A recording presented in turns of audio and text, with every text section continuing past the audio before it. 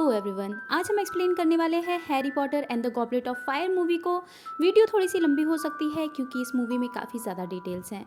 Movie के starting में हमें एक बूढ़े आदमी को दिखाया जाता है जो कि जाता है रिडल हाउस में और उसे वहाँ पे दिखता है वोल्डेमॉर्ट सांप के रूप में एक लड़का और पेडिग्रू पेडिग्रू से बातें सुनते हुए देख लेता है और लॉर्ड वोल्डेमॉर्ट उसे मार डालता है। ये सब चल रहा होता है हैरी के सपने में, तभी वहाँ पे हरमाइनी आके हैरी को जगाती है और रॉन को भी जगाती है। इसके बाद हमें दिखाया जाता है कि ये सारे लोग रॉन की फैमिली के साथ जा रहे होते हैं कहीं पे और यहाँ पे एंट्री होती है एक और नए कैरेक्टर की जिसका नाम होता है सेड्रिक डिग्री और उसके साथ उसके पिता भी होते हैं। ये लोग एक जगह पे जाते हैं जहाँ पे एक जूता रखा होता है और उस जूते को छू के ये लोग पहुँच जाते हैं एक अलग ही जगह पे।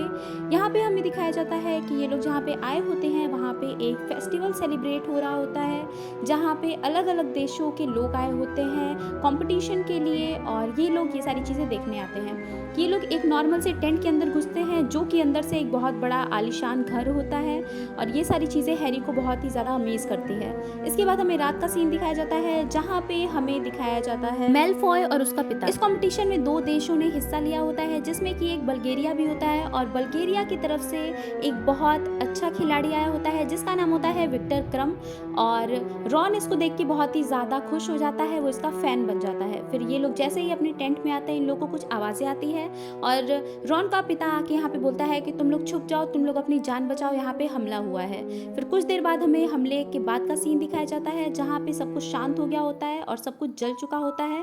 फिर हैरी यहाँ पे किसी को देखता है लेकिन वो उसका चेहरा नहीं देख पाता।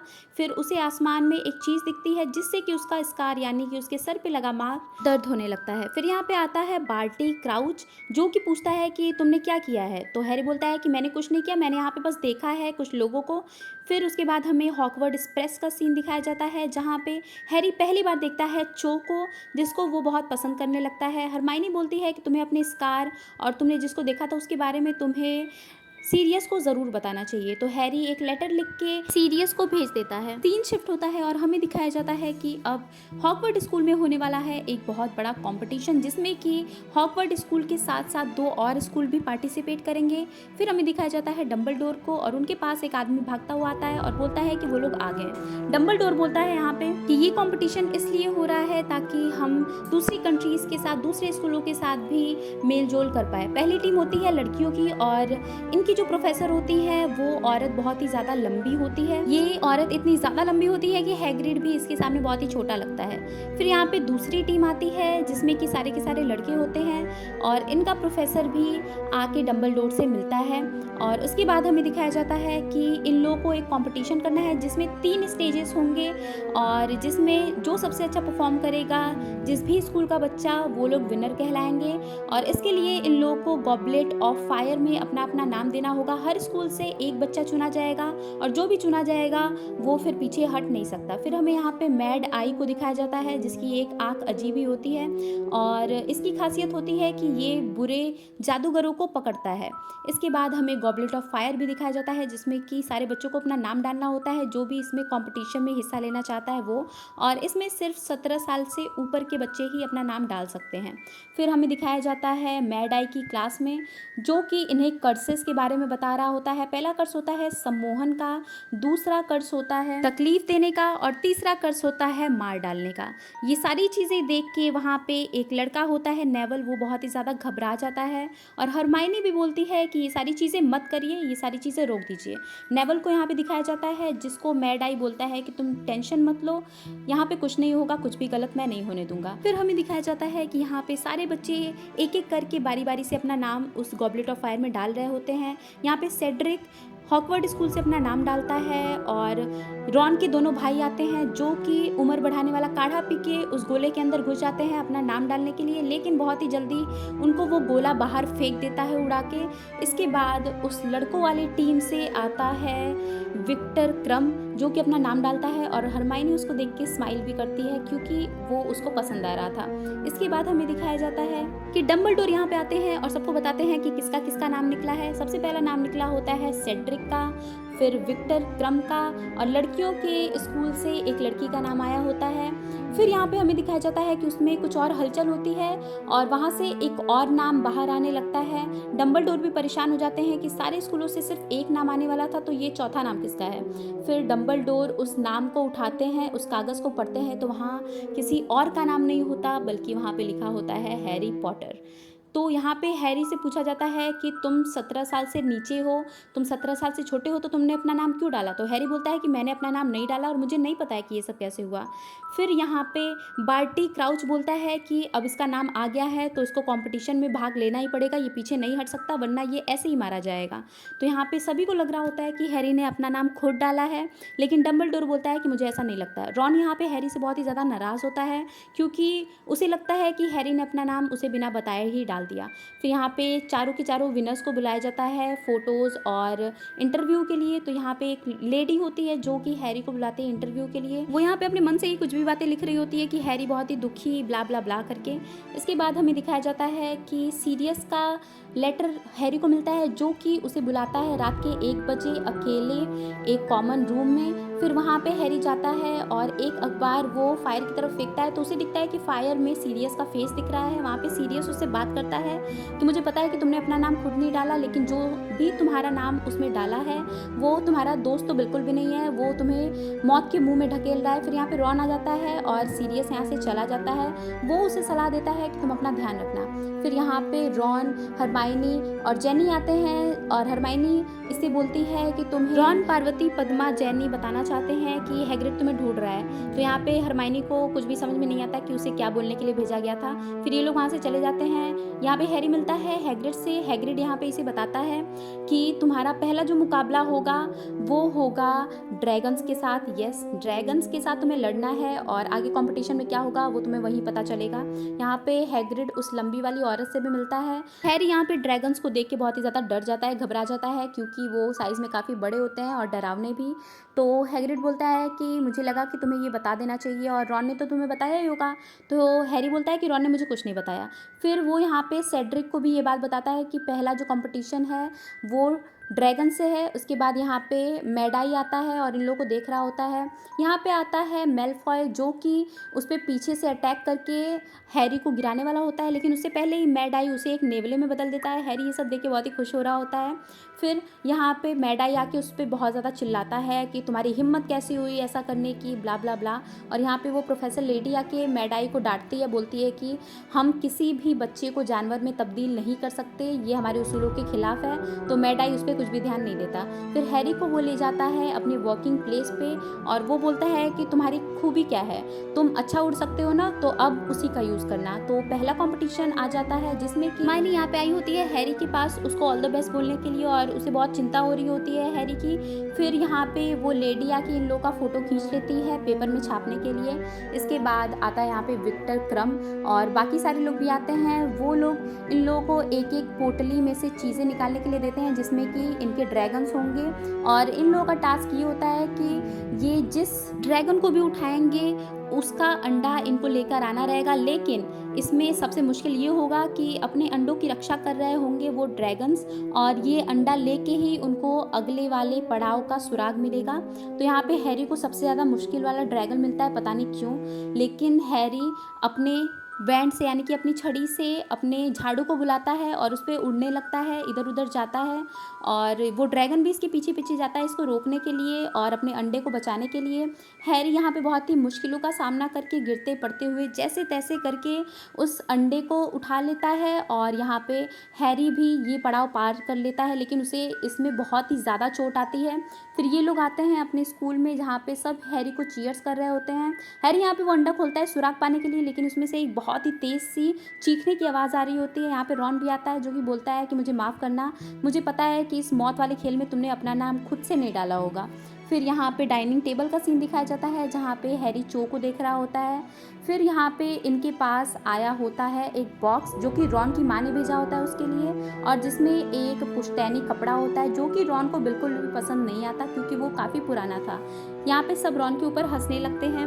फिर हमें सीन शिफ्ट होता है और दिखाया जाता है कि यहाँ पे वो प्रोफेसर लेडी जो होती है वो सबको बता रही होती है कि आप लोगों का एक और बॉल फंक्शन होने वाला है क्रिसमस ईव पे, यानी कि आप लोगों को एक एक पार्टनर ढूंढने हैं और उनके साथ क्रिसमस ईव के बॉल में डांस करना है। यहाँ पे वो रॉन का एग्जाम्पल देके सबको डांस सिखाती हैं। फिर यहाँ पे मेन टास्क होता है हर लड़के को हर लड़की से पूछना पड़ेगा डांस करने के लिए। यहाँ पे हैग्रिड उस लेडी को चुन लेता है जो लंबी वाली होती है, और यहाँ पे रोन और हैरी बिल्कुल अकेले रह जाते हैं। उन लोगों को लगता है कि अगर उन्होंने किसी से नहीं पूछा तो ये लोग अकेले ही रह जाएंगे।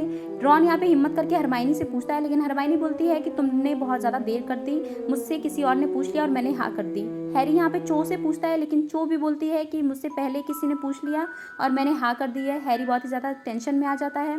फिर यहाँ पे रोन को भी कोई नहीं मिल रहा होता। हैरी यहाँ पे उन दोनों बहनों को यानी कि पद्मा और पार्वती को देखकर उनसे फाइनली पूछ ही लेता है।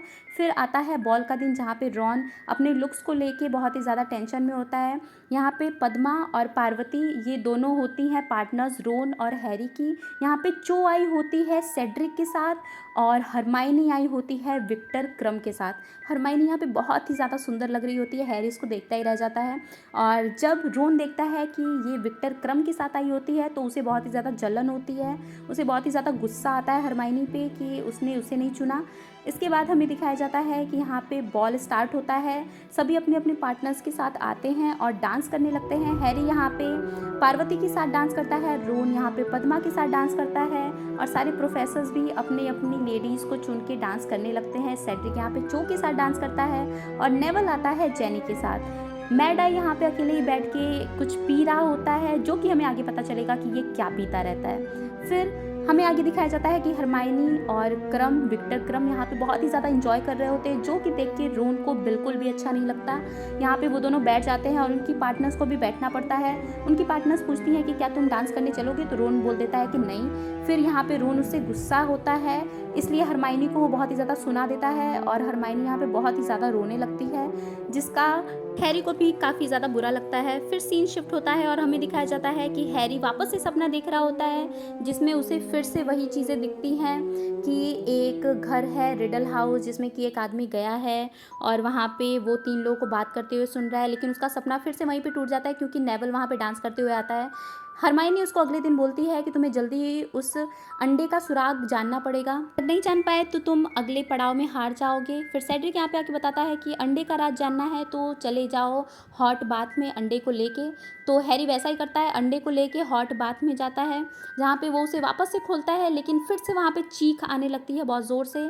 फिर यहाँ पे आता है मीना का भूत जो कि बताता है कि मैं रहती तो उस अंडे को पानी में खोलती ताकि मुझे सुनाई दे सके कि वो क्या बोल रहा है।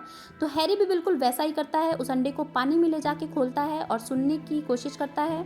तो उसमें से आवाज़ आती है कि हैरी सुनता है कि उसे 1 घंटे तक पानी में सांस रोक के किसी को बचाना होगा। तो पानी में सांस रोकने वाली चीज़ सबसे ज़्यादा डिफ़िकल्ट होती है। फिर आता है अगले दिन का समय जहाँ पे नेवल आके उसको एक जड़ी बूटी देता है और बोलता है कि इसे खा लेना तो तुम पानी में सांस रोक सकोगे। फिर यहाँ पे मैड आई हैरी को धक्का दे देता है पानी में और चारों के चारों चैंपियंस भी पानी में चले जाते हैं अगले टास्क के लिए। फिर हैरी उस जड़ी बूटी को खा लेता है और उसके गिल्स उगाते हैं और उसके हाथ पैर भी मछलियों जैसे हो जाते हैं, जिससे कि वो आराम से अब पानी में तैर पाएगा।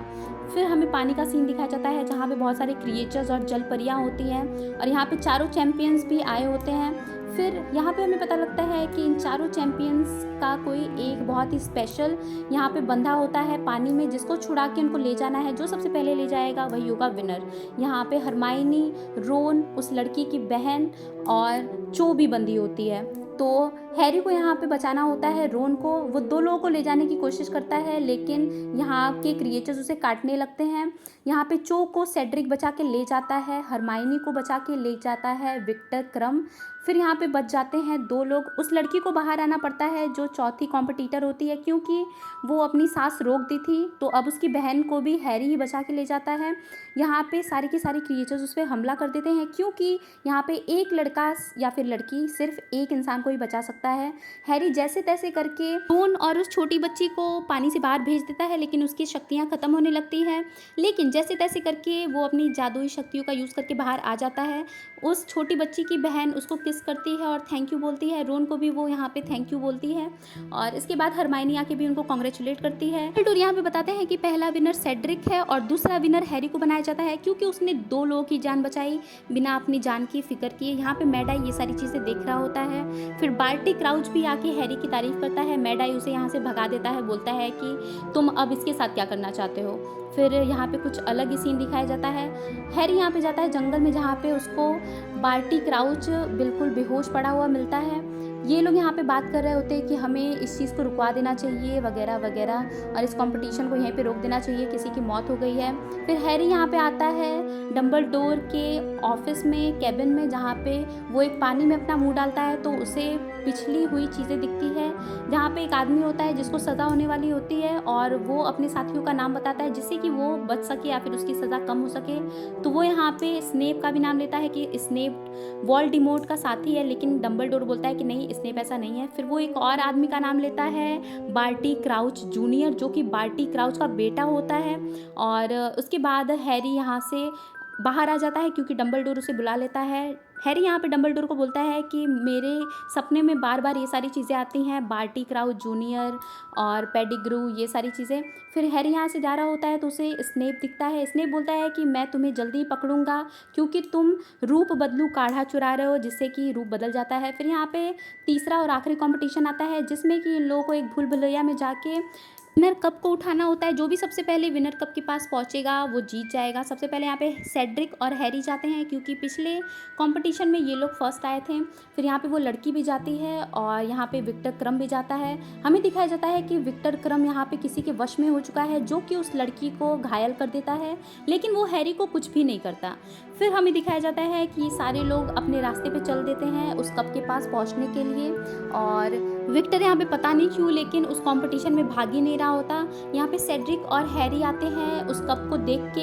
यहाँ पे दोनों एक साथ भागने लगते हैं कि कौन उस कप को जल्दी उठाएगा, लेकिन यहाँ पे जो पेड़ की जड़ें होती हैं वो सेड्रिक को जकड़ लेती हैं। हैरी के पास यहाँ पे 2 ऑप्शन होता है, चाहे तो वो कप की तरफ जाए या फिर सेड्रिक की जान बचाए। वो सेड्रिक की जान बचाना चुनता है क्योंकि वो हीरो है ना, तो यहाँ पे वो जाता है सेड्रिक के पास, उसको फ्री करता है। सेड्रिक बोलता है कि जाओ कप ले लो, लेकिन हैरी बोलता है कि नहीं, हम दोनों साथ में जीतेंगे। तो वो दोनों कप की तरफ भागते हैं और साथ में वो कप को छू देते हैं, लेकिन यहाँ पे हमें पता चलता है कि वो कप एक अलग ही चीज़ होती है, जिससे कि वो अलग दुनिया में पहुँच जाते हैं। और ये वही चीज़ होती है, वही जगह होती है जहाँ पे हैरी को बार बार सपने आया करते थे। वो यहाँ पे एक कब्र देखता है जिसपे टॉम रिडल लिखा होता है। यहाँ पे आता है पेडिग्रू, जो कि अपने गोद में लिया होता है वोल्डेमॉर्ट को। वोल्डेमॉर्ट बोलता है कि उस दूसरे वाले को मार दो, तो यहाँ पे पेडिग्रू बिल्कुल भी देर नहीं करता और यहाँ पे वो सेड्रिक को मार देता है। यहाँ पे सेड्रिक मर जाता है। फिर वो एक उबलते हुए पानी में डालता है वोल्डेमॉर्ट को, अपना उसमें एक हाथ काट के डालता है और हैरी का उसमें खून डालता है। फिर हमें दिखाया जाता है कि उस पूरे के पूरे जो अजीब से लिक्विड से वोल्डेमॉर्ट पूरा बड़ा बन के निकलता है, यानी कि उसको एक शरीर मिल जाता है।